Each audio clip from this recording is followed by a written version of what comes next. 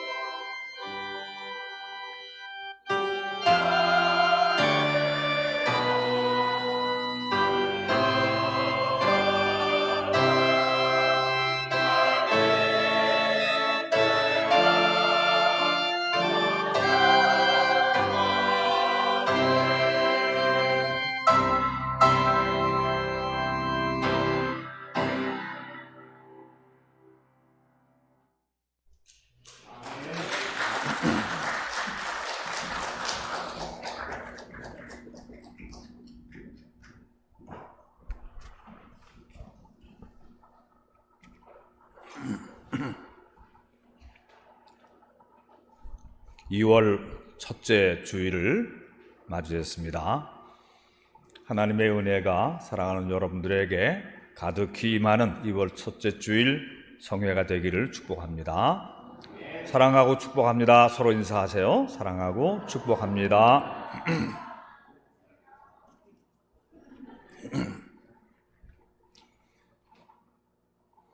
지난주에 하나님의 천지 창조에 관해서 창세기 1장을 중심으로 말씀을 나눴습니다.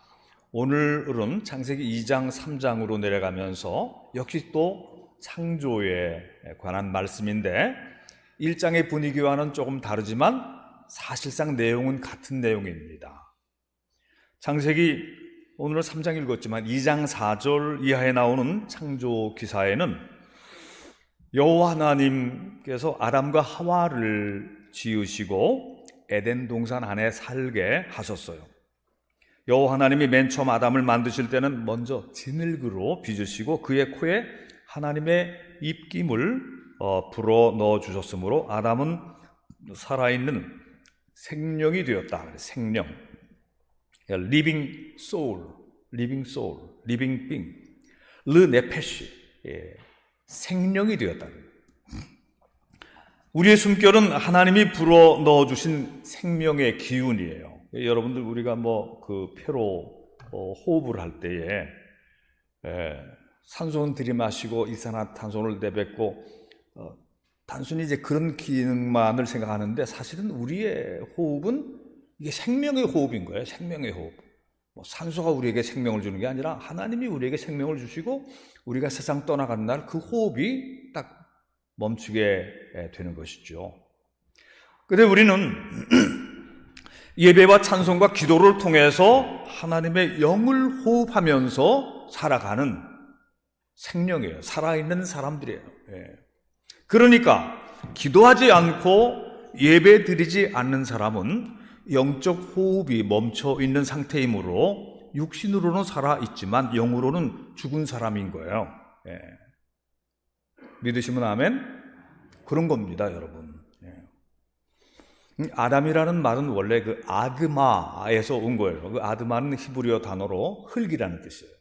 그 아드마에서 왔다. 아담이 흙에서 지음을 받은 아담인 것입니다. 하나님은 아담을 위해서 에덴 동산을 창조하시고 그가 외롭지 않도록 여러 가지 동물들을 만들어 주시고 아담이 이름을 짓도록 하셨는데 그럼에도 아담이 외로워하는 것을 보시고는 아담을 깊이 잠들게 하신 후에 그의 갈비뼈를 하나 뽑아서 하와를 만드셨다 그랬어요.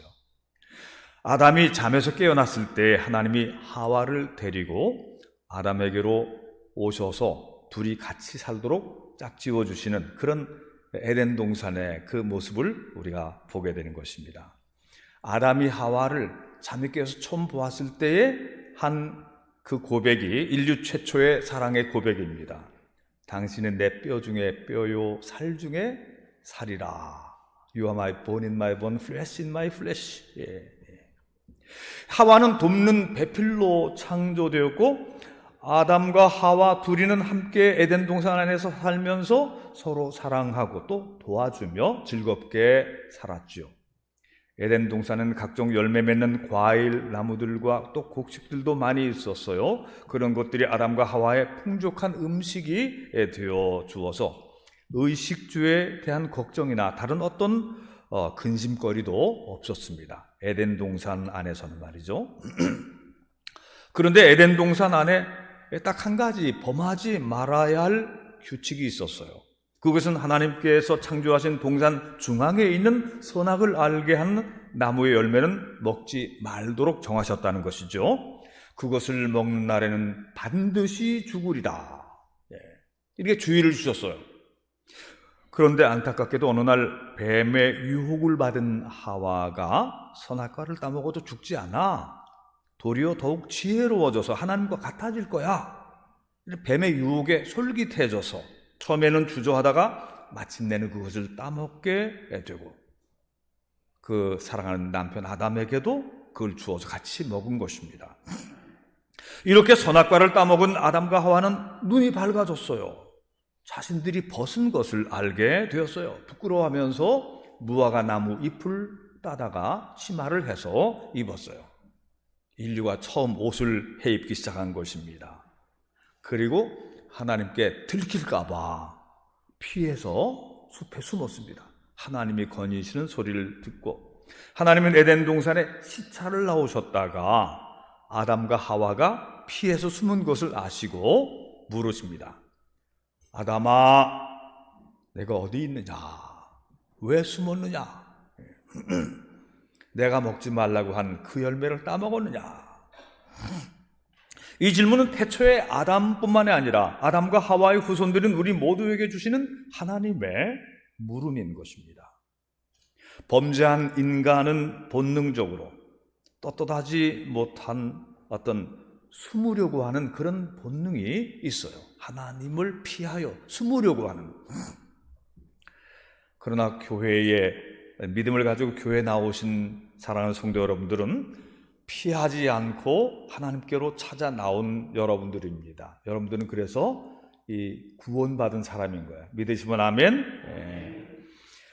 하나님께 나와서 자신의 허물을 아뢰고 용서를 구하는 것입니다. 하나님은 숨는 자를 기뻐하지 아니하시고 나와서 죄를 고하고 용서를 비는 자들을 기뻐하셔요.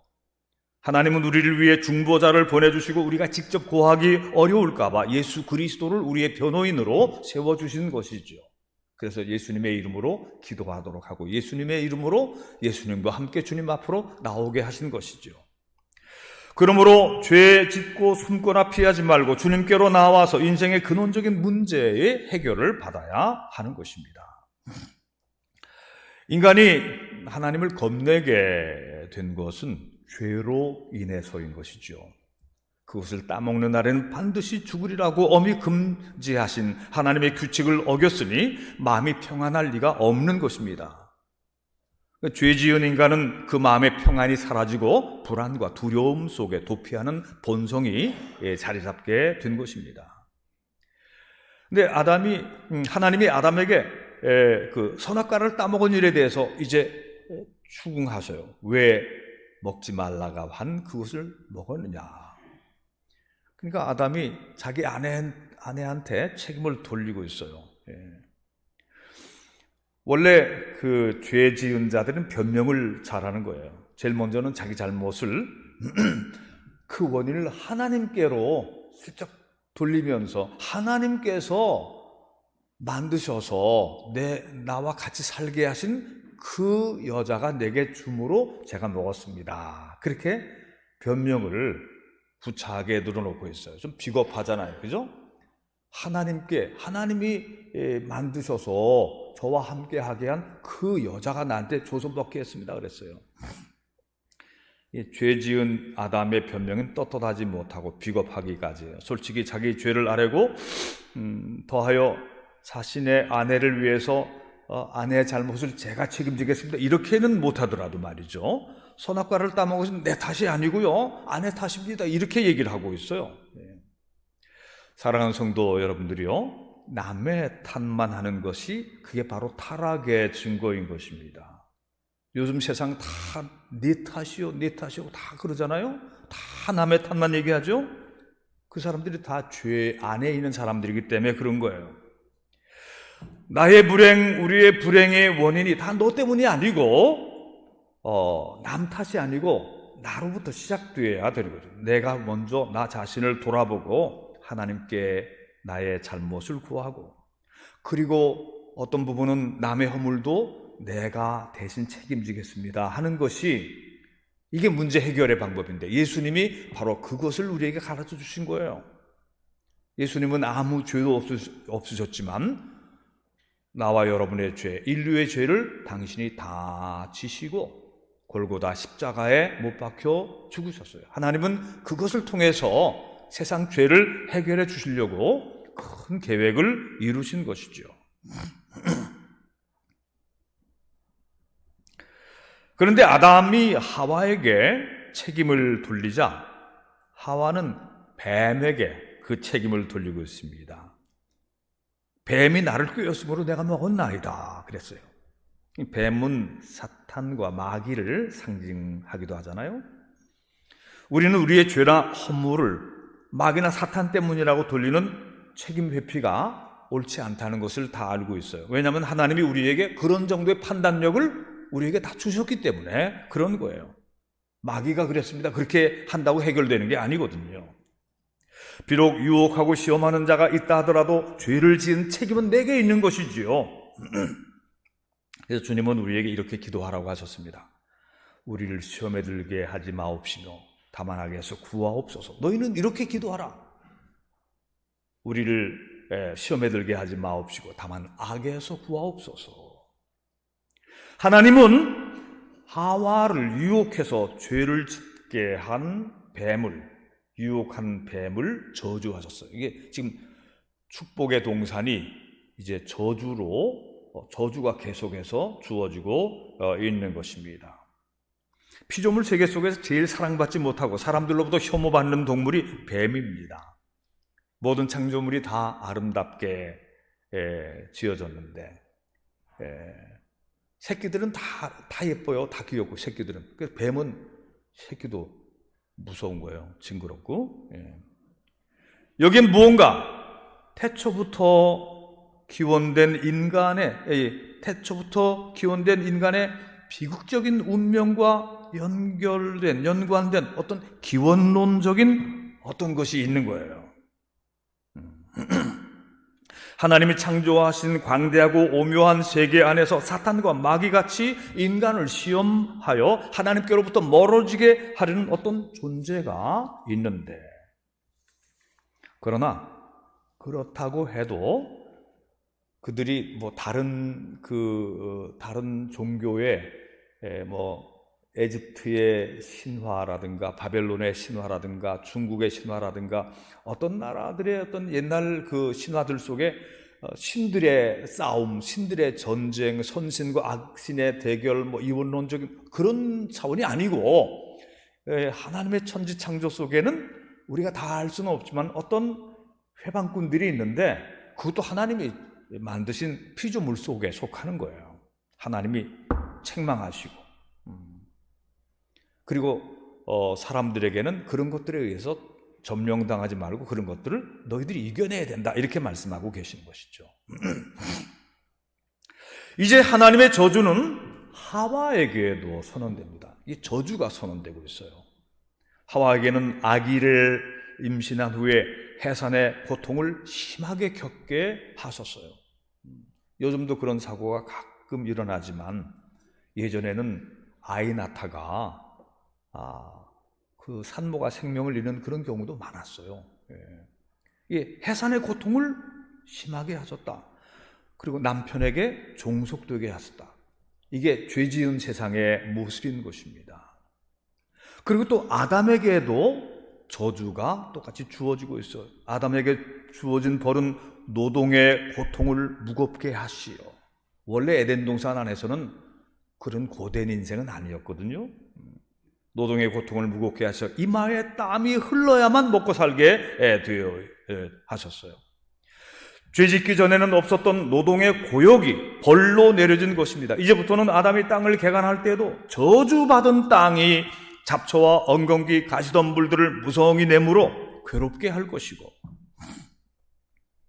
아담과 하와는 영생을 살지 못하고 흙으로 돌아가게 하신 것이죠. 너는 흙이니 흙으로 돌아갈지니라. 근데 그런 와중에도 여호와 하나님이 아담과 그의 아내를 위하여 가죽옷을 지어 입히셨더라. 에덴 동산에서 쫓아내실 때 아담과 하와가 걸어서 그냥 자발적으로 나간 게 아닙니다. 하나님이 쫓아내신 거예요. 그런데 그렇게 에덴 동산을 쫓아내시기 전에 여호와 하나님이 아담과 그의 아내를 위해 가죽옷을 지어 입히셨더라. 그 무화과나무 이파리로 만든 그런 엉성한 옷을 버리게 하고 가죽옷을 하나님이 지어 입히셨다. 이 가죽옷에는 하나님의 긍휼과 사랑의 뜻이 숨어 있습니다. 하나님은 먼 훗날 어린 양 예수 그리스도를 통해서 인류의 죄를 가려주시고 그들을 회복시켜서 구원을 이루실 계획을 여기서 미리 살짝 보여주고 계신 거예요. 자, 그러면 왜 하나님은 동산 중앙에 선악과를 두셔서 그거를 따먹지 못하도록 하셨을까? 아예 그런 거 죄악의 원인 자체를 없애버렸더라면 더 좋지 않았을까? 왜 하나님은 뱀같이 유혹하는 사탄을 두셔서 인간이 시험에 들 수 있는 여지를 만들어 두셨을까? 그런 질문을 우리가 할 수는 있는 것입니다. 완전한 하나님께서 왜 그런 거 놔두면 사달이 날 거라고 왜 모르셨을까? 왜 그런 걸 만들어 두셨을까? 하나님이 인간을 로봇으로 만들지 않으셨거든요. 인간에게는 당신의 형상을 따라서 만물의 영장으로 모든 피조물을 다스리게, 그리고 또 당신을 닮은 자유를 주셔서 자유. 인간 모든 걸 다 할 수 있는, 그러나 하나님만을 기억하게 하셨죠. 선악과는 피조물이 창조주를 기억하도록 하시려는 에덴 동산의 문패와도 같은 것입니다. 동산의 모든 나무의 열매를 따먹을 수 있지만 딱 하나, 선악과 나무의 열매만은 먹지 말라는 분부를 기억하고 지킴으로써 인간은 자기 자신이 창조자가 아니라 스스로 생겨난 존재도 아니며 전능하신 하나님께로부터 빚어진 존재, 피조물이라고 하는 그것을 알고 살아가야 한다는 말씀이죠. 그래서 인간은 언제나 자유롭게 살되 자신의 한계를 인정하고 살아야 됩니다. 마음대로 살아야 돼요. 우리는 마음대로 살지만 안식일을 기억해야 되는 거예요. 창조주 하나님을 기억해야 되는 것입니다. 월세 사는 사람이 월세를 내지 않으면은 그럼 나가야죠. 쫓겨나야죠. 우리가 지금 하나님 앞에 월세 내고 사나요? 모든 것이 다 자유잖아요. 뭐 세금 제도를 사람이 좀 만들어 놓긴 했지만 다 하나님이, 물도 공짜예요, 공기도 공짜예요, 전부 다 공짜예요. 전부 다 공짜. 그런데 우리가 하나님이 우리의 주인이시라고 하는 것을 알고 살아가야 되는 것이죠. 전세 사는 사람이 어느 날 자기가 집주인인 것처럼 등기부를 그걸 어떻게 그 위조를 해가지고 남에게 자기 집인 것처럼 그렇게 팔려고 하면은 그 문서 위조와 부동산 탈취 행위가 되는 것처럼 선악과를 따먹은 것은 하나님이 지으신 에덴 동산의 진정한 주인을 무시하고 자기가 주인 행세를 한 행위를 했으므로 그 사람들은 에덴 동산에서 더 이상 살지 못하게 되는 것이죠. 오늘날까지의 타락한 인류의 역사는 선악과를 따먹은 죄악의 역사의 연속인 것입니다. 근데 21세기에 들어와서 또다시 선악과를 따먹는 행위같이 참남한 행위들이 지금 저질러지고 있어요. 그 대표적인 것이 동성애 문제인 것입니다. 이것을 인정하고 합법화시키려고 하는 것이 유럽에서 그 전통적인 교회들이 많은 그런 유럽에서 교회들이 기도 안 하고 잠자고 있는 동안에 그 다 통과돼 버리고 말았어요. 교회들이 정신 차리고 보니까 그 법이 벌써 다 진행되고 있는 거예요. 미국도 지금 그렇게 되고 있는 것입니다. 그러나 미국의 교회들이 강력하게 반대하는 운동을 또 펼치고 있고, 우리나라는, 여러분, 우리나라가 참 재미있는 나라입니다. 우리나라는요, 그런 그 동성애를 그 법으로 법제화시키려고 하는 운동이 벌써 10년 전부터 있었는데 교회가 다 막아낸 거예요. 교회가 다 막아냈습니다. 지금도 막아내고 있어요. 제가 금요일 날 우리 교회 교우들도 한 10여 명 같이 갔는데 MBC 앞에서 규탄대회래요. 규탄대회. 그 추운 날씨에 5천 명이 모였어요. 제가 일부 사회를 봤거든요. 설교하러 나온 목사님들은 설교도 잘하셨고, 제가 사회를 봤는데 5천 명이 모였는데 한 사람도 도중에 빠져나간 사람이 없어요. 저도 엄청나게 추웠는데도 다 끝까지 있었어요. MBC가 공영방송이고 우리의 시청료를 받아가지고 운영하는 빌딩을 얼마나 크게 줬는지 몰라요. 그렇게 부자가 된 MBC가 하나의 재벌이고 하나의 권력이 됐어요. 권력이 돼가지고 뭐라고 하냐?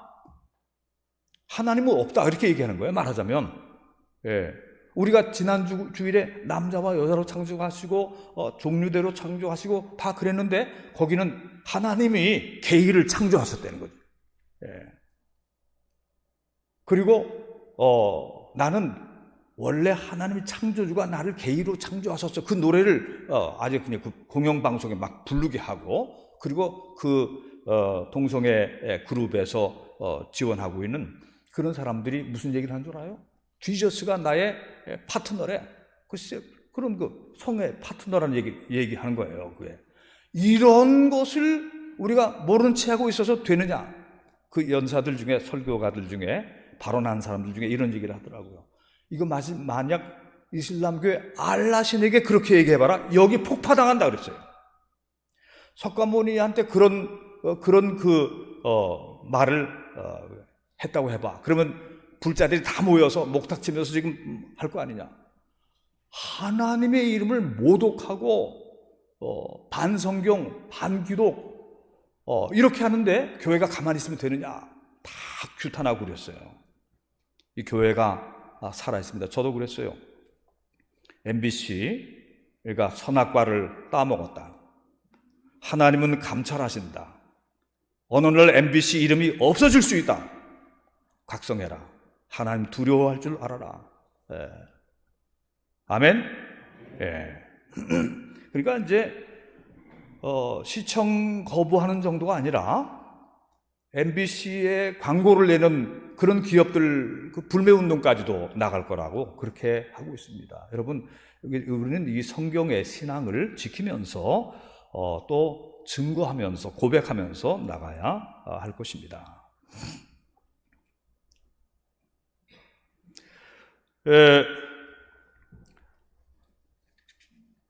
이런 모든 것이 창조주가 만드신 창조 질서에 대한 근본적인 반역이고 거역인 것입니다. 하나님께서 따먹지 말라 하신 명령을 아예 대놓고 따먹으면서 우리도 신과 같은 존재다. 21세기 최첨단 과학 문명의 시대에는 신은 더 이상 필요 없다. 이렇게 선언하는 것과 같은 것입니다. 바로 이런 것이 태초의 원죄로부터 내려오는 교만인 거예요. 이 오리지널 신, 이게 원죄인데 이것이 프라이드입니다. 이게 교만인 것입니다. 아담과 하와가 지은 원죄의 본질은 인간이 하나님과 같아지려고 하는 교만입니다. 오늘날 인류도 하나님과 같아지려고 하고 있고 더 나아가서는 하나님의 자리를 인간이 차지하려고 하고 있고, 그래서 무신론자들과 유불론자들은 그냥 나쁜 것이 아니라 하나님을 부정하는 것이니까요. 여러분, 이 교회 안 나와도 하나님을 경외하고 하나님을 인정하는 사람들이 있어요. 그분들은 교회 출석은 안 해도 언젠가는 나오시게 되고 또 돌아가실 때 교회식으로 또 장례도 치러드리고 그러면 되는 겁니다. 그런데 하나님이 어디 있어? 그딴 게 어디 있어? 이렇게 말하는 자들은요, 무서운 사람들입니다. 그리고 그 사람들은 원죄 안에서 저주받은 생을 살 수밖에 없어요. 무신론자들과 유물론자들은 얼마나 자신들이 그 위험하고 무서운 위치에 있는지 그 자체가 저주인 것을 모르고 있는 것입니다. 반면에 하나님을 믿는 믿음은 본질적으로 겸손함입니다. 창조주 하나님을 인정하고 그분의 능력 안에서 우리가 존재한다고 하는 사실을 믿는 것 자체가 이것이 신앙이고 이것이 겸손한 삶인 것입니다. 오늘 2월 첫째 주일에 교회로 나오신 여러분들은 우선 겸손한 분들입니다. 믿으시면 아멘? 하나님을 경외하고 하나님의 말씀대로 순종하며 안식일을 기억하여 거룩하게 지키라. 나오면서 감사하고 찬양하고, 또 여러분들은 하나님께 드릴 11조와 또 감사 예물들을 가지고 나왔어요. 모든 것이 다 하나님이 주신 것인데 내가 다 공짜로 쓰고 있지만 하나님의 몫을 내가 하나님께로 올려드려야지. 그리고 수시로 감사한 마음으로 하나님께 내가 물질로 표시해야지. 이걸 통해서 하나님께 영광 올려드리고 또 하나님 기뻐하시는 일들이 또 펼쳐지게 되는 것 아니겠어요? 하나님의 아들 예수 그리스도가 갈보리산 위에 십자가에 달려 죽으신 그 대속의 사랑은 우리에게 짙게 드리워져 있는 원죄의 암울한 그림자를 없애주기 위함인 것입니다. 모든 인간에게 깊이 얽혀있는 원죄라고 하는 악의 뿌리를 뽑아서 불태워 주심으로 우리와 하나님 사이에 깨어진 관계를 회복해 주시는 분이 예수 그리스도시다. 인류의 가장 아름답고 근심 걱정 없던 곳에서 출애된 에덴 동산에서 쫓겨남으로써 그때부터 인간의 정서 깊은 곳에는 근원적인 소외의식이 내재하게 된 것입니다. 군중 속에서도 친구들과 많은 사람들 사이에서 먹고 마셔도 뭔가 소외의식이 있다고 하는 것, 이게 원죄와 연결되어 있는 것입니다.